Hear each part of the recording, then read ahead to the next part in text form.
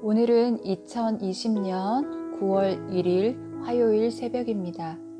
새벽 기도회를 사도신경으로 신앙 고백을 하면서 시작하겠습니다. 나는 전능하신 아버지 하나님, 천지의 창조주를 믿습니다. 나는 그의 유일하신 아들, 우리 주 예수 그리스도를 믿습니다. 그는 성령으로 잉태되어 동정녀 마리아에게서 나시고 본디오 빌라도에게 고난을 받아 십자가에 못 박혀 죽으시고 장사된 지 사흘 만에 죽은 자 가운데서 다시 살아나셨으며 하늘에 오르시어 전능하신 아버지 하나님 우편에 앉아 계시다가 거기로부터 살아있는 자와 죽은 자를 심판하러 오십니다. 나는 성령을 믿으며 거룩한 공교회와 성도의 교제와 죄를 용서받는 것과 몸의 부활과 영생을 믿습니다. 아멘. 오늘의 찬송은 찬송가 218장 내 맘과 정성을 다하여서입니다. 개인적으로 이 찬양을 오늘 부르시면서 하루를 시작하시면 좋겠습니다. 오늘 함께 나눌 말씀은 마태복음 18장 1절에서 14절까지의 말씀입니다. 제가 봉독하겠습니다. 그때 제자들이 예수께 나와 이르되 천국에서는 누가 크니이까? 예수께서 한 어린아이를 불러 그를 가운데 세우시고 이르시되 진실로 너희에게 이르노니 너희가 돌이켜 어린 아이들과 같이 되지 아니하면 결단코 천국에 들어가지 못하리라.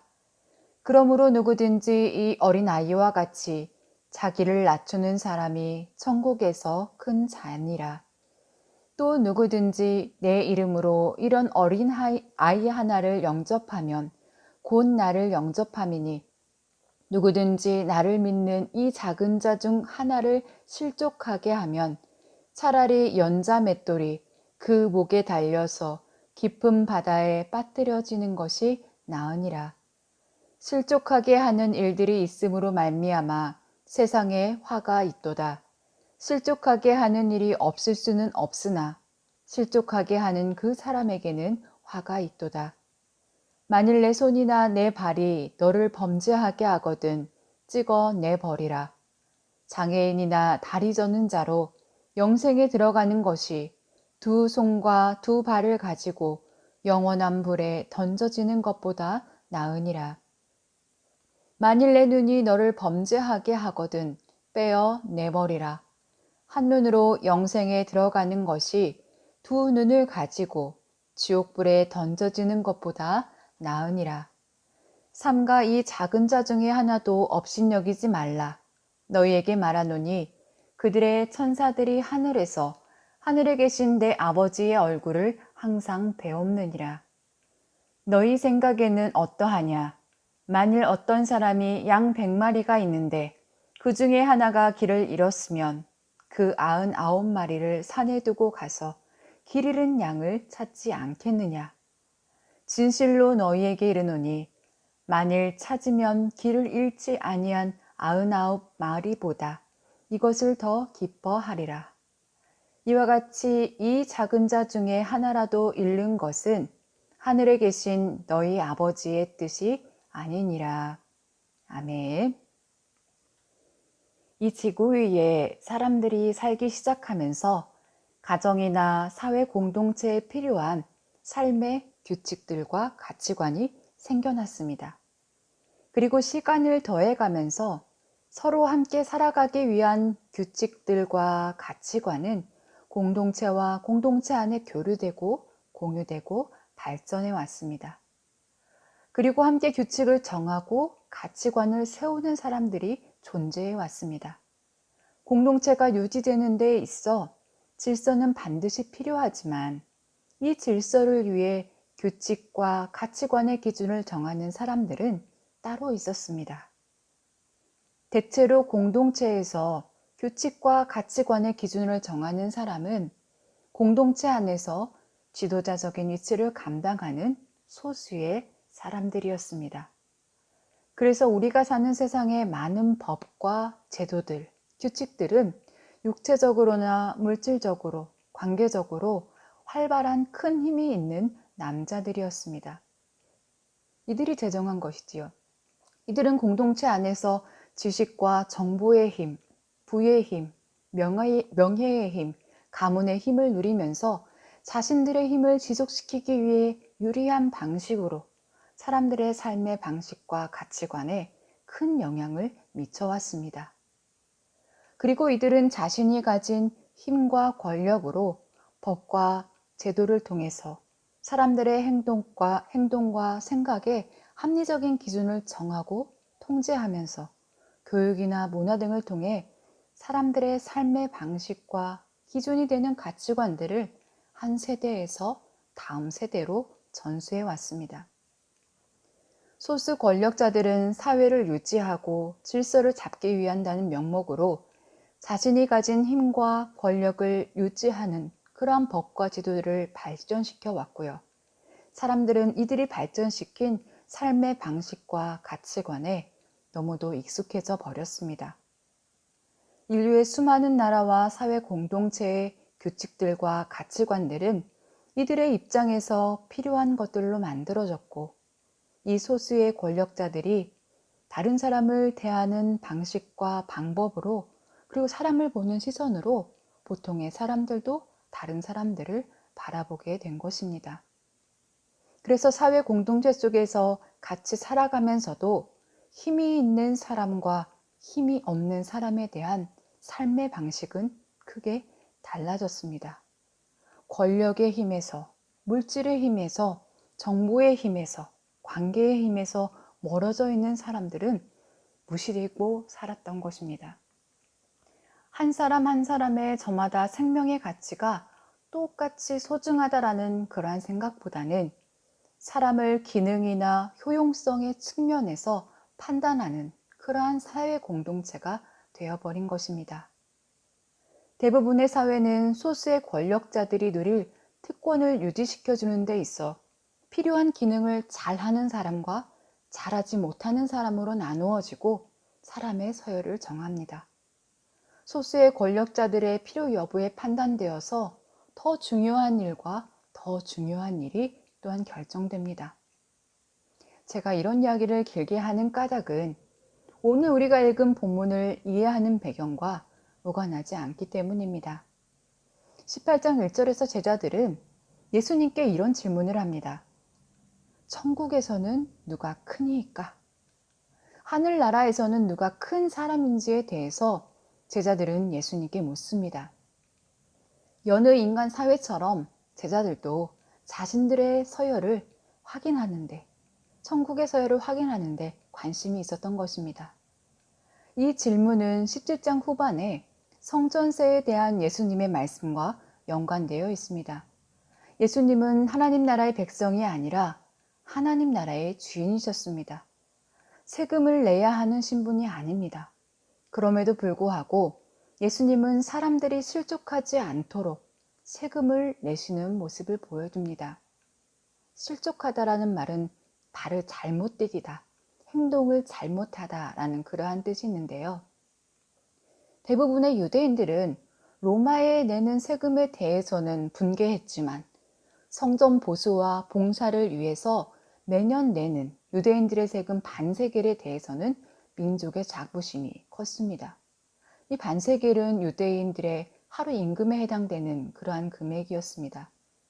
예수님께서는 자발적으로 성전세를 내시는 모습을 보여주시는데요.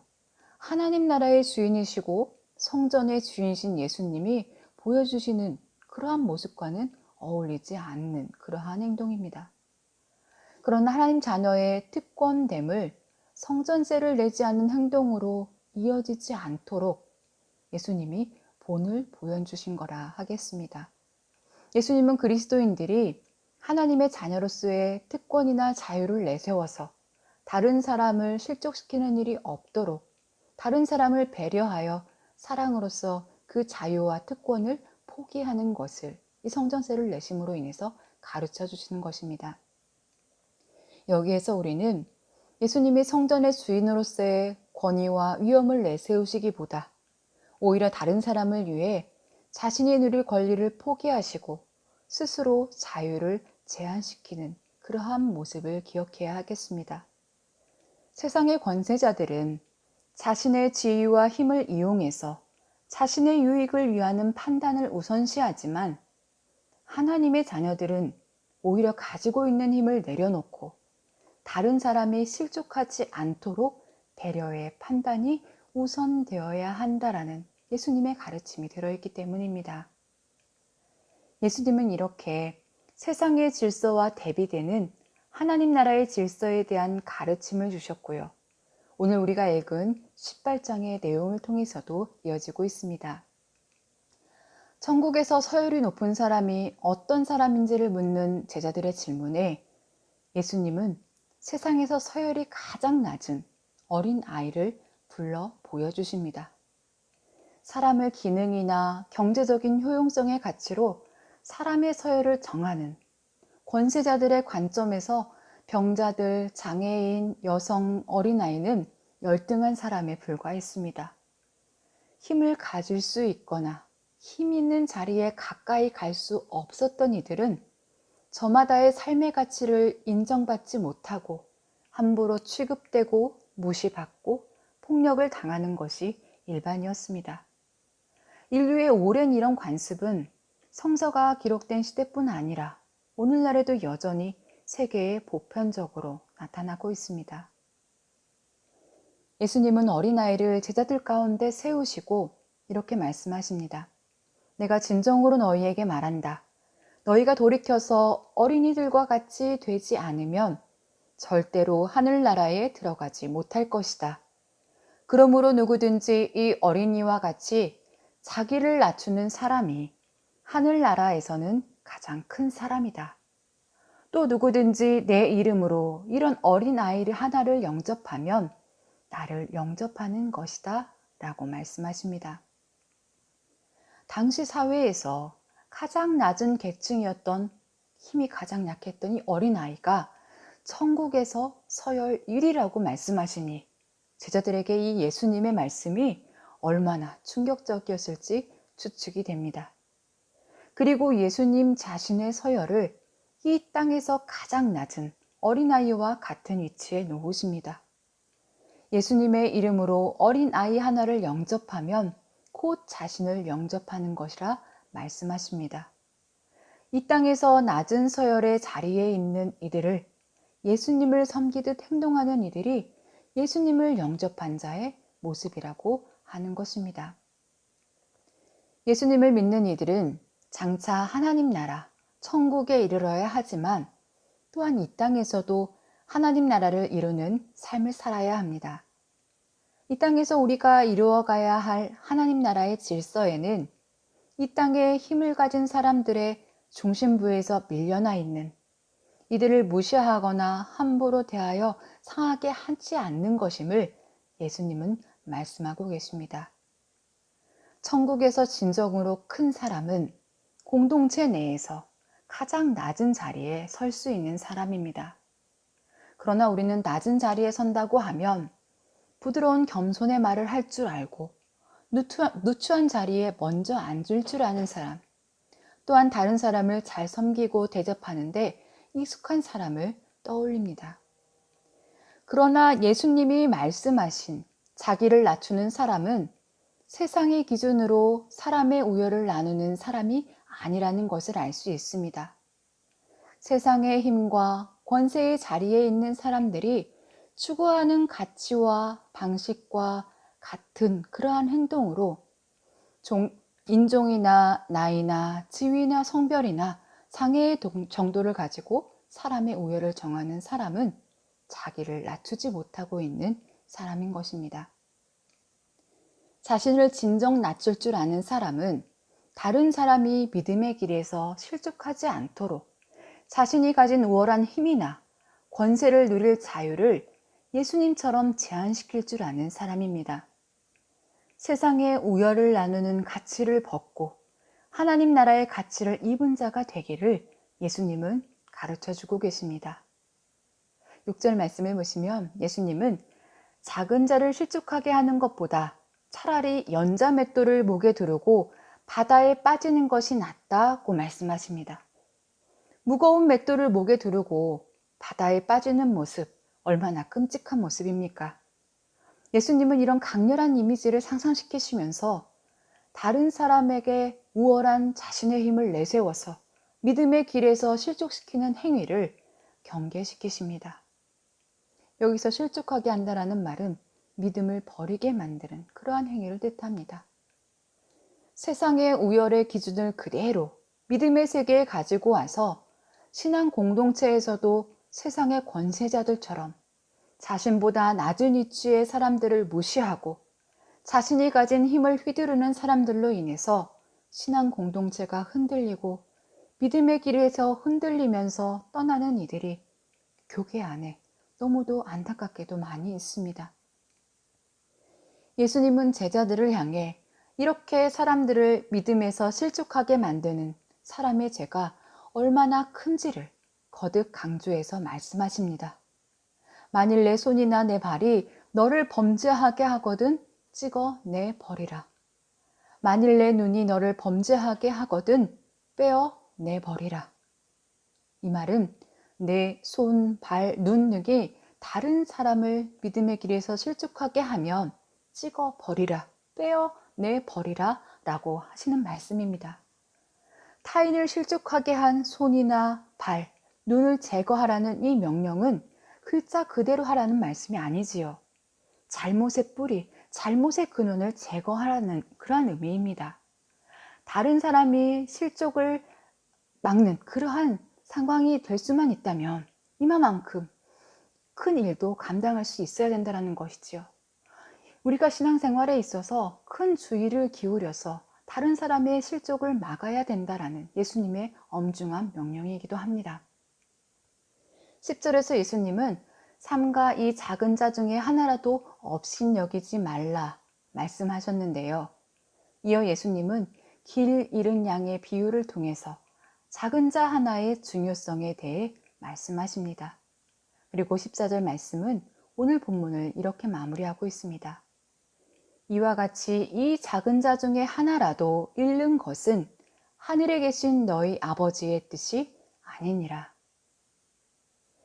오늘 우리는 예수님께서 세상 가치관에 근거하여서 천국의 질서를 말씀하시는 것이 아니라 하나님 나라의 가치관을 가지시고 하나님 나라의 새로운 질서를 말씀해 주시는 것을 보았습니다. 하나님의 나라는 다른 사람보다 우월함을 인정받는 이들이 지위와 권세를 누리는 곳이 아니며 또한 신앙의 경력이나 나이나 성별이나 인종이나 직분의 우열이 영향을 미치는 곳이 아니라는 것입니다.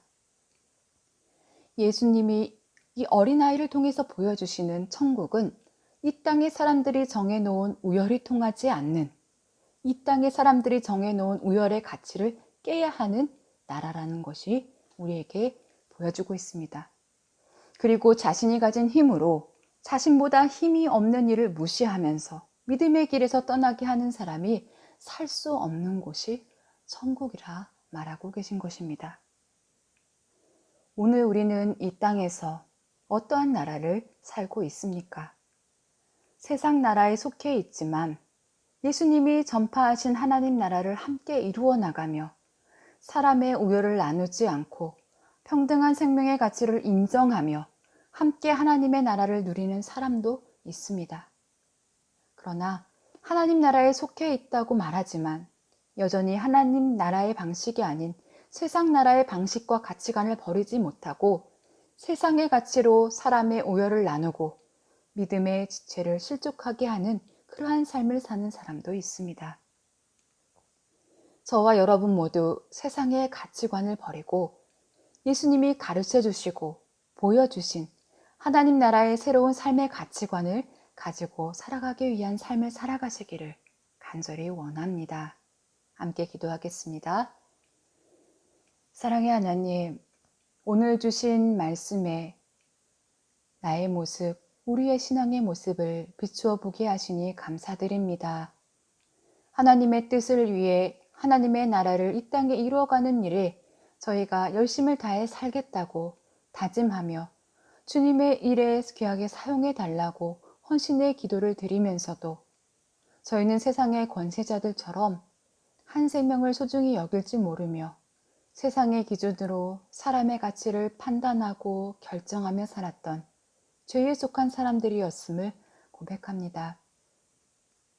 자신을 낮추며 어린아이를 영접하셨던 예수님처럼 우리의 발걸음이, 손길이, 시선이 향하는 곳이 이 땅에 힘을 가진 그러한 사람들이 만든 그런 기준에 의해서 소외당하고 무시와 천대를 받으며 외로움에 지쳐 있는 이름을 생각해 봅니다.